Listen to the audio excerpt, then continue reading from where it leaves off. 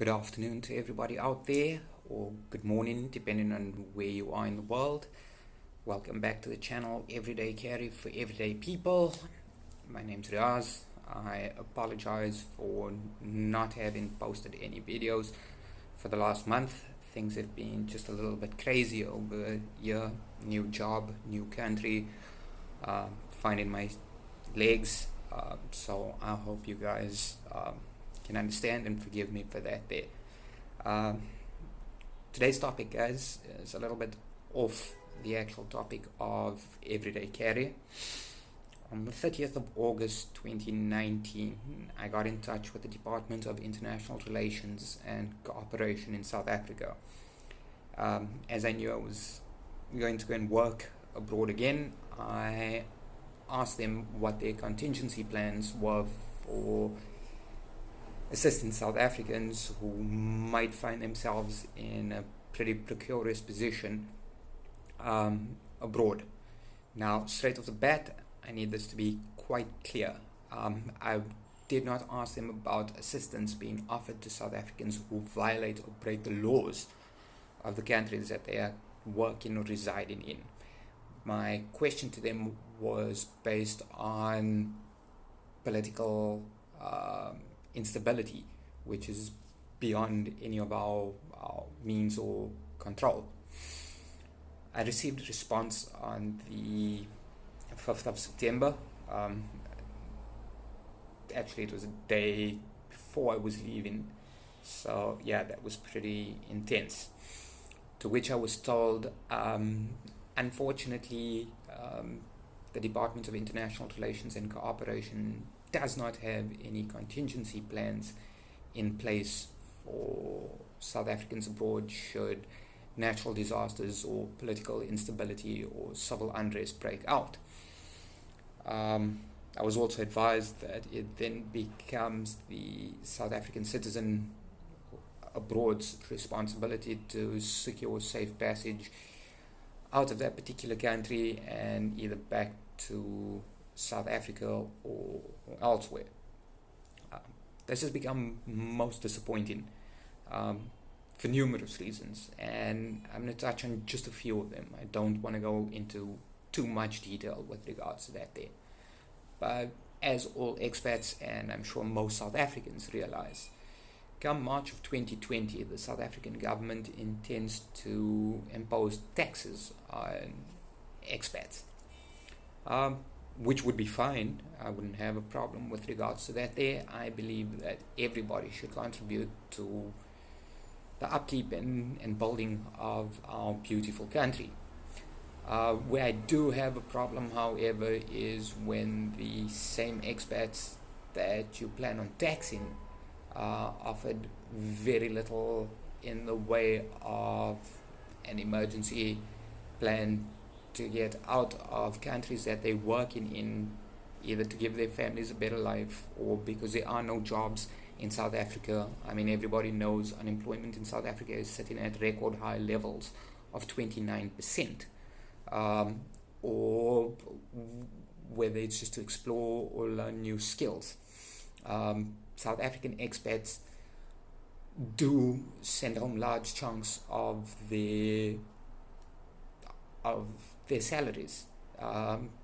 If government and banking institutes were smart, they'd actually use that type of foreign inflow or foreign direct investment as holding capital in foreign currencies. However, that has not been the case, at least since 2010 when I started being an expat. Guys, please note, this is not me taking a dig at the South African government. It's not trying to rehash the past. What's done is done. We really can't do much with regards to that there.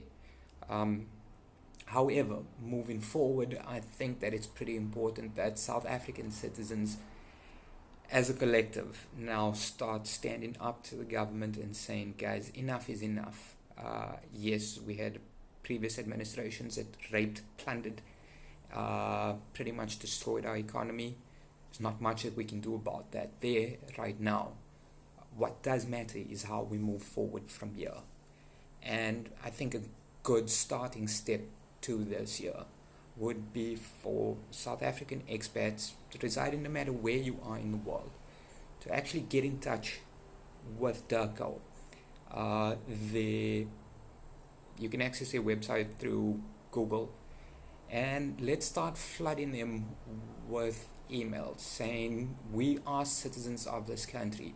We do contribute to the financial stability of our country. We remit funds home on a monthly basis. We deserve to be taken care of. We vote. We contribute to the economy. We alleviate the extra added burden of unemployment should we choose to remain in South Africa. We have elected a government, and it is now the government's responsibility to actually ensure that the citizens of the country, both home and abroad, are looked after.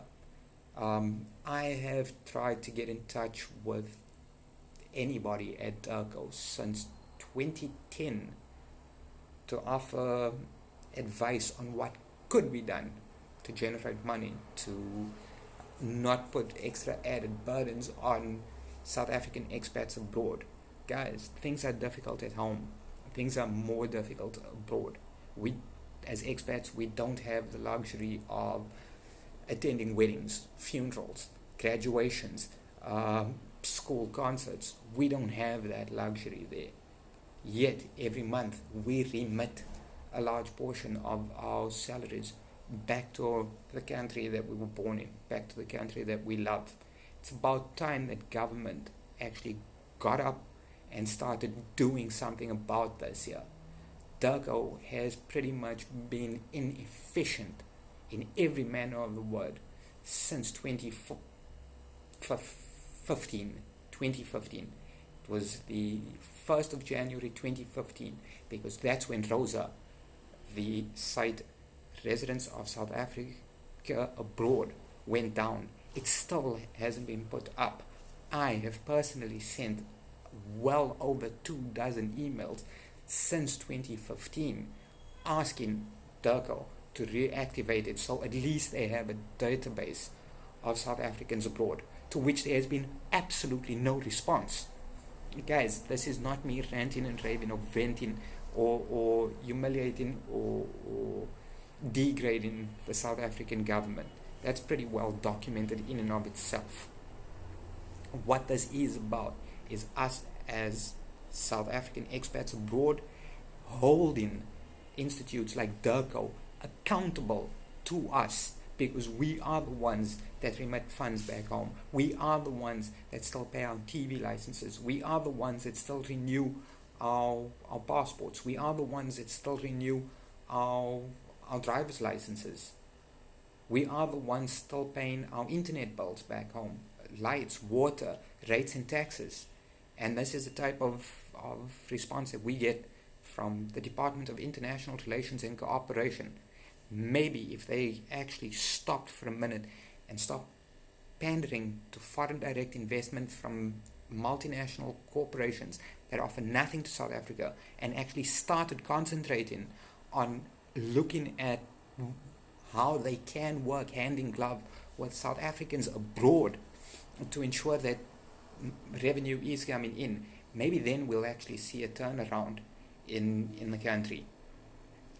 As I said, guys, this is not me ranting and raving. This is first and foremost for all South Africans out there, to let you guys know that if you are planning on going abroad, DIRCO, Department of International Relations and Cooperation, has no contingency plan in place should civil unrest, political unrest, or natural disasters occur in the country that you're at, to bring you guys back home. This is what it's all about. Secondly, for South African expats out there, guys, please ensure that you have put contingency plans in place. Everything looks good right now. Everything feels good right now. We all feel safe and relatively secure. However, when things go south, they go south in a big, bad way. please guys, ensure that you have some sort of contingency plan in place to ensure that you can get yourself, your family, your loved ones, your friends out of that type of situation or environment. Once again, this is Riaz signing out, saying keep safe out there, guys. Just as a side note, please note on Saturday at 12 p.m. Local time, South Africa, we'll be putting out another video on everyday carry for the everyday person. And on that day, I'll be looking at my everyday carry in the country that I'm currently working in. Guys, take it easy, have fun. Hope to see you guys soon. Cheers, bye.